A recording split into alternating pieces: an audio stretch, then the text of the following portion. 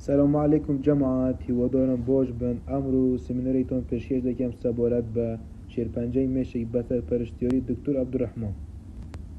شیرپنجه میشک تیگهشتنو ناو نشاندان تحدیا دکن. شیرپنجه میشک نخوشکی آلوزه و کاریگری لسر سیستمی دماری نواندی دبید او لگشای نا آسوی خانکان لناو میشک یان دوروبری دو سر داد بگودکان که دبید تهوی کمال نشانه و تحدا. شیرپنجه میشک چیه؟ پناسکردنی نخوشیکه. شیرپنجه میشک کومالی نخوشین که با گشای نه آسوی خانکان لناو میشک یان روپوشکانی دتوانت یان سرطوی بید لخودی میشک و سرچوی گرتوه یان لاوکی لبشکی تری جسته و بلاو دبیته و جورو شوینی ورم تایبت مندی و چارسری دیوری دکد. یکم میشکی سرطوی ورم کن ام ورامانه لناو وی میشکو جوره ها لخود دگیره لجوره کنی وکو گلیوما پرده میشکو هیلکدان ورمی گده. دوم میشکی لوکی ورامه کن ام ورامانه کد گشه دکن خانه شیرپنجه یکان لبشکی تری جسته وی سیکان یان ممک بلاو دبیته و بو میشک جوره کنی شیرپنجه میشک پولن کردنو تابد من دیکن. شیرپنجه کنی میشک بپی جوری او خانایانه لیا و سرچوه دگیرن و شوینی خوان لناو میشک دو پولین دکرین هر جورک پیشانگاه که تابدمندی جیاواز و ولامی جیاواز داده و بو چرا سرکن گلیوم کن ام ورامانه لخونکانی گلیاله و سرحل دادن که پیشگیری لدمارکان دکنو دمان پاریزن زور جار شرانگیزن و دتونه بخیرای بلا ببنوه. دوام پرده میشک ام ورامانه لپرده میشک پردکانی دوروبری میشکو بربرای پشت اوان بگشتی هوش گشه دکاتو کمتر دجمن کارانه. سیم ورامی هیل کدان ام ورامانه لهیل کدان و سر هل دادن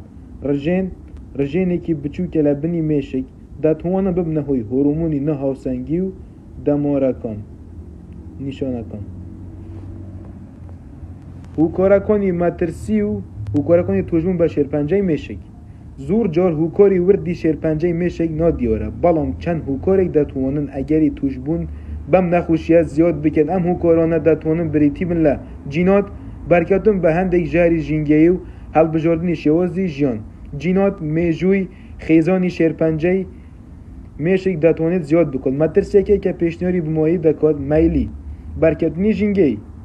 برکتون به تیشک هندک ماده کیمیایی و رنگ کیالگه کرومغناطیسی کن بجدار بن بو گشه کردنی شیرپنجه میشک حل بجاردنی شوازی جیان جگره کشان زیاده راوی لخوردنوی کحول و کمی چالاکی جستهی دتوانید هر وا کاریگری لسر مترسی که هبید.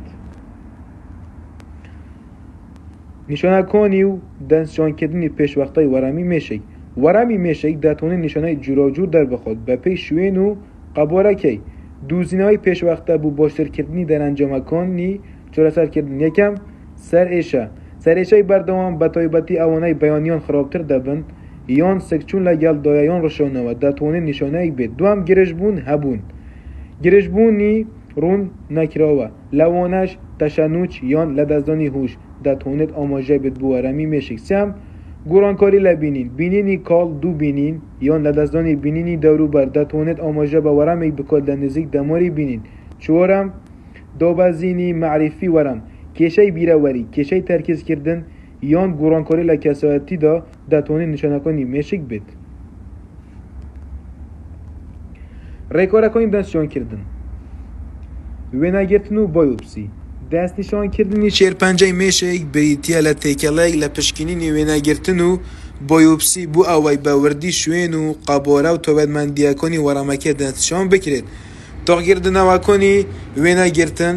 ویناگرتنی دنگدن وکو مغناطیزیه کنو ام آر آیو توموگرافی کمپیوتری سیتی سکانه کن وینای وردی میشک دادند که وینای ورمکه آشکرا دکن پیکاتا و رادهی بایوپسی بریتیه لورگتنی نمونه که بچوک لشانکانی ورم بو پشکینینی وردبینی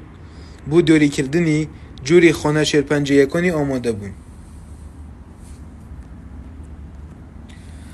چارەسەری نەریتی ڕێگاکان نەشتەرگەری و تیشکدانەوە و چارەسەری کیمیایی بژاردەکانی چارەسەری شێرپەنجەی مێشک بەپێی جوور و شوێن و قناغی ورامکه دا گورید رگو تقلیدی کن بریتی لنشترگری چارەسەری تیشکی و چارەسەری کیمیایی نشترگری بریتی لالوبرنی ورامکه با نشترگری با آمانجی با دستینانی برینی تواو چارەسەری تیشکی وزای برز بکار دهینید بو لنوبرنی شێرپەنجە خانکان زور جار دوی نشترگری بکار دهینرین چارەسەری کیمیایی درمان بکار دهینید بو آمانج کردن و کشتنی خانه شێرپەنجە یکان زور جار با هاوبەشی لەگەڵ ئەوانی تر بەکار دێت چارەسەرەکان چارەسەرە سەرهەڵ داواکان مادە هوشبەرە ئاماژدارەکان و چارەسەری بەرگری پێشکەوتنەکانی ئەم دووای توێژینەوەی پزیشکی بووەتەوەی پەرەسەندنی چارەسەری داهێنەرە بۆ شێرپەنجەی مێشک وەک دەرمانی ئاماژدار و چارەسەری بەرگری مادە هوشبەرە ئاماژدارەکان ئەم دەرمانانە بە تایبەتی ئامانجیان پروتینەکان یان ڕێگەکانی بەشدار لە گەشەی وەرم کەمکردنەوەی لایەن کاریگەری لەسەر خانە تەندروستەکان چارەسەری بەرگری ئەم ڕێبازە لە جەستەدا کەڵێک وەردەگرێت سیستەمی بەرگری خۆی بۆ شارکردن شێرپەنجە بە هاندانی بەرگری لەش وەڵامدانەوەی دژی خانەکانی وەرم باشکردنی کوالێتی ژیان چاودێری پاڵپشت و چاکسازی لە دەرەوەی چارەسەرە پزیشکیەکان چاودێری پشتیوانی و چاکسازی ڕۆلێکی گرنگ دەگێرن لە باشکردنی کوالێتی ژیان بۆ ئەو کەسانەی کە شێرپەنجەی مێشکیان هەیە یەکەم چارەسەری فیزیایی چارەسەری فیزیایی یارمەتی نەخۆشەکان دەدات هێز و جوڵە و هەمووهەنگیان بۆ بگەڕێتەوە باشترکردنی ئەرکی گشتیان گروپەکانی پشتگیری گروپەکانی پشتیوانی سەکویەک بۆ نەخۆشەکان دابین دەکەن بۆ ئەوەی پەیوەندی لەگەڵ ئەوانی تردا بکەن کە دەڕۆن لە ڕێگەی ئەزموونی هاوشێوە هاوبەشکردنی زانیاری و پشتگیری سوزداری داهاتووی مێشک توێژینەوەی شێرپەنجە و چاودێری توێژینەوە و دوێنان بەردەوامە لە بەرەنگاربوونەوەی شێرپەنجەی مێشکدا لەگەڵ پێشکەوتن و چارەسەرە نوێیەکان کە بەردەوام سەر هەڵ دەدەن ئەم بە دووەدا چوونە بێوچانە بوو زانین و پێشکەوتنەکان شتێکی بێ ئەندۆزەی هەیە بەڵێن بۆ باشترکردنی چارەسەرەکان و لە کوتایدا دۆزینەوەی چارەسەر ئەنجام شێرپەنجەی مێشک تەحەدای فرەلایەنە دەخاتە ڕوو نەک تەنها کاریگەری لەسەر جەستەیی هەیە تەندروستی ئەوانەی دەستشان کراوە بەڵام هەروەها باشبوونی سوزداری و دەرونیشیان تێگەیشتن لە جوورەکان و هوکارەکانی مەترسی و نیشانەکان و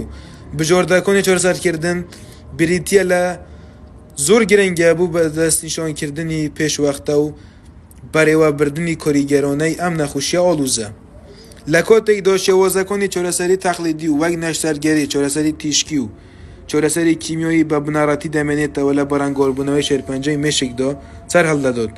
چارەسەرەکانی وەک دەرمانی ئامانجدار و چارەسەری